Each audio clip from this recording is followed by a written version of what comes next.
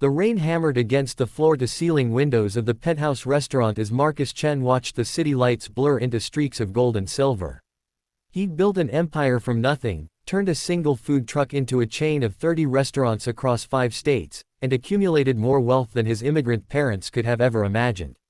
Yet tonight, sitting alone at his usual corner table, he felt the familiar hollowness that no amount of success could fill. His assistant had made the reservation weeks ago, 8 p.m. sharp, as always. But Marcus had arrived early, seeking refuge from another day of back-to-back meetings and hollow congratulations. That's when he noticed her through the kitchen's service window, a young waitress with tired eyes and flour dusting her dark hair, moving with the kind of grace that comes from muscle memory and determination. What happened next would change both their lives forever. Sarah Martinez had been on her feet for 11 hours straight. Her second shift was supposed to end at 7, but Jenny had called in sick again, and Sarah couldn't say no. Not when she needed every dollar for her mother's medication. The lupus treatments weren't covered by their insurance, and the bills kept piling up like autumn leaves, beautiful in their own way, but suffocating when you were buried underneath them. She pushed through the kitchen doors balancing 3 plates, her smile fixed firmly in place despite the throbbing in her lower back. Table 12 needed their appetizers, and she couldn't afford to slow down. Not tonight. Not ever, really. Excuse me, miss. A deep voice caught her attention as she passed the corner table. Sarah turned, recognizing the man immediately. Marcus Chen. Everyone who worked at Luminaire knew who he was, not just because he was a regular, but because his face had been on the cover of Forbes last month. Secret ingredient: how one man's food truck dream became a $200 million empire. Yes, sir. Can I get you something? She clutched her tray tighter, hyper-aware of the sauce dripping from one of the plates. You dropped this. He held up a small notebook, her mother's recipe journal, the one she'd been transcribing during her break. Her heart stopped. Oh my God, thank you.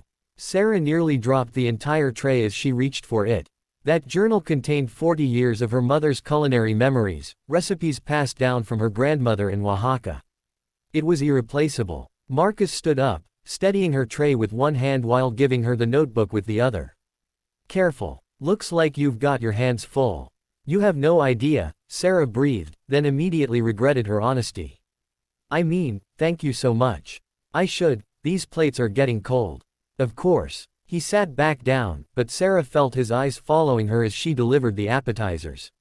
When she returned to check on him 15 minutes later, his water glass was still full, his menu unopened.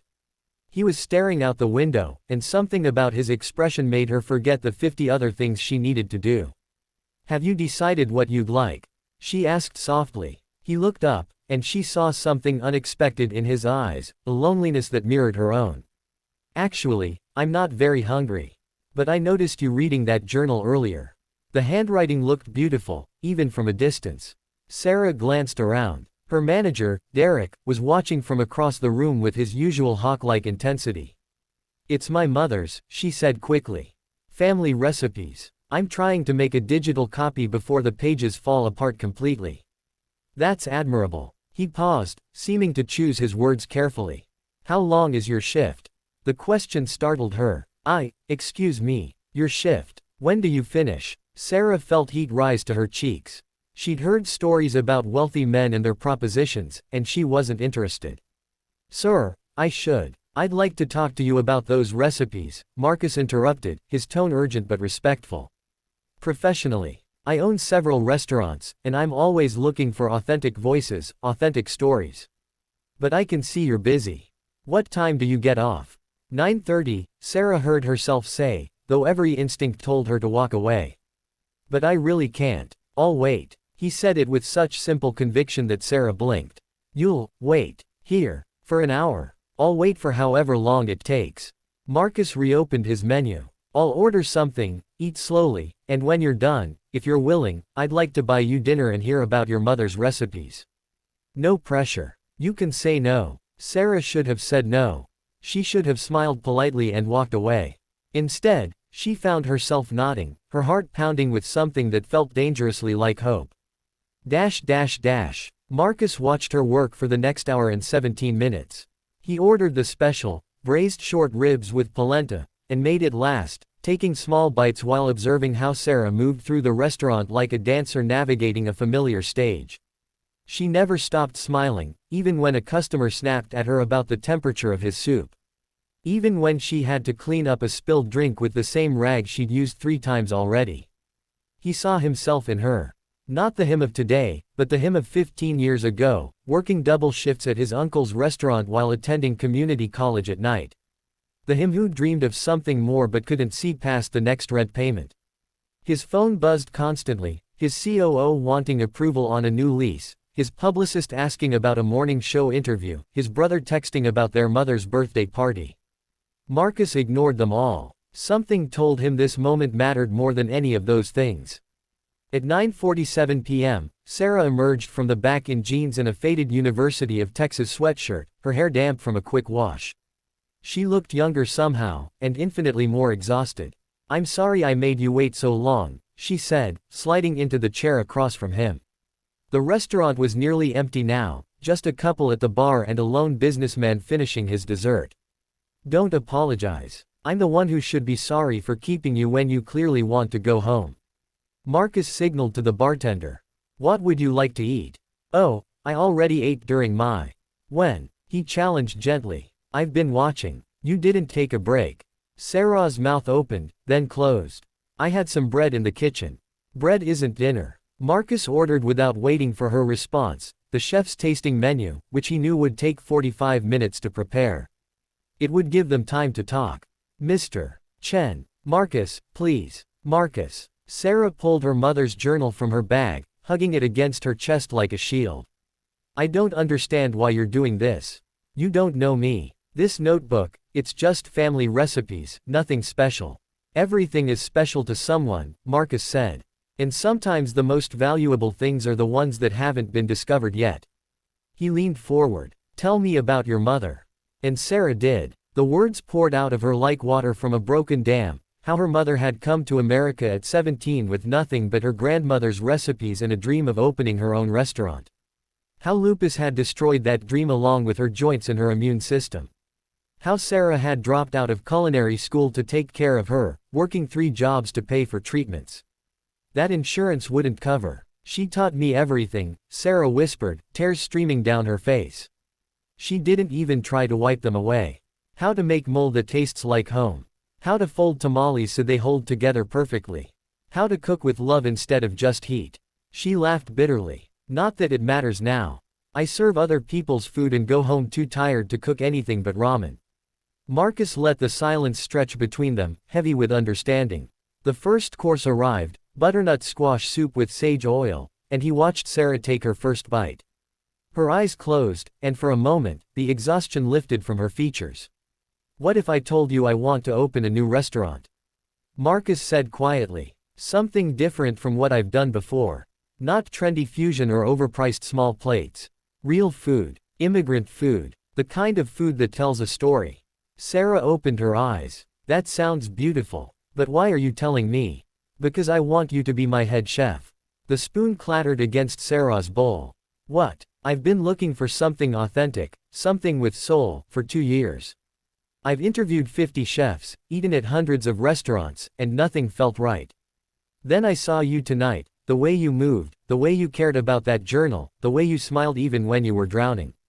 Marcus pulled out a business card and slid it across the table. "I don't make impulsive decisions. But I know talent when I see it, and I know passion.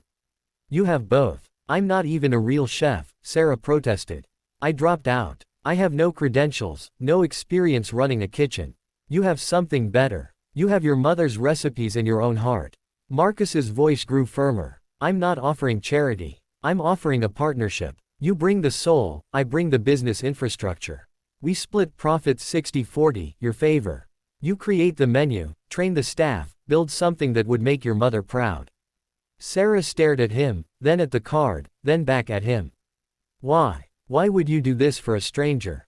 "Because 15 years ago, my uncle gave me a chance when no one else would. He lent me $50,000 to buy my first food truck, even though I had no collateral and terrible credit." Marcus smiled at the memory.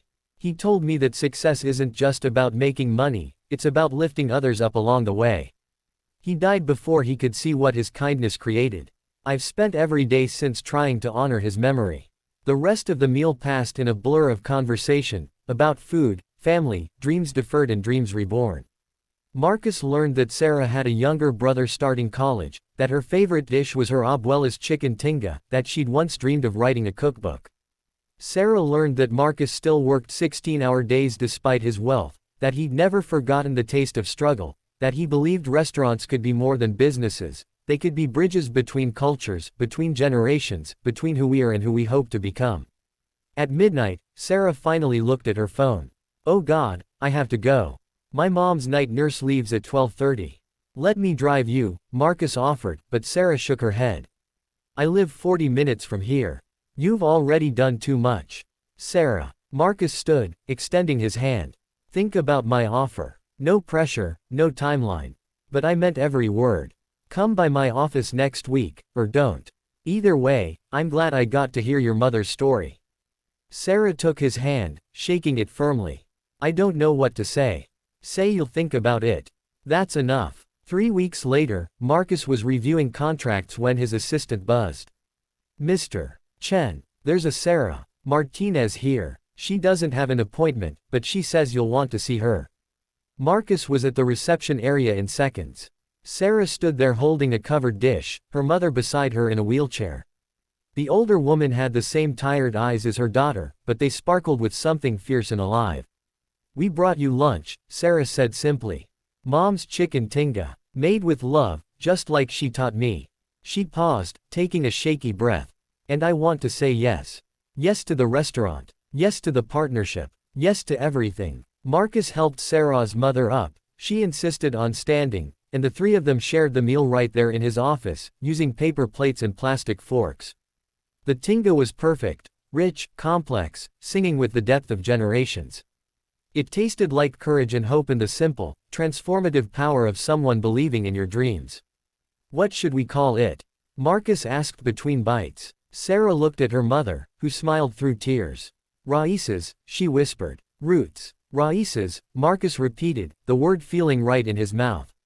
"To honor where we come from while we grow toward where we're going." They opened Raíces 6 months later in a renovated warehouse space with exposed brick and walls painted the colors of Mexican sunsets. The menu featured Sarah's mother's recipes alongside Sarah's own innovations, tradition meeting creativity, heritage dancing with dreams. The line wrapped around the block on opening night, and it never got shorter. But Marcus's favorite moment wasn't the Michelin star they earned 18 months later, or the James Beard nomination that followed.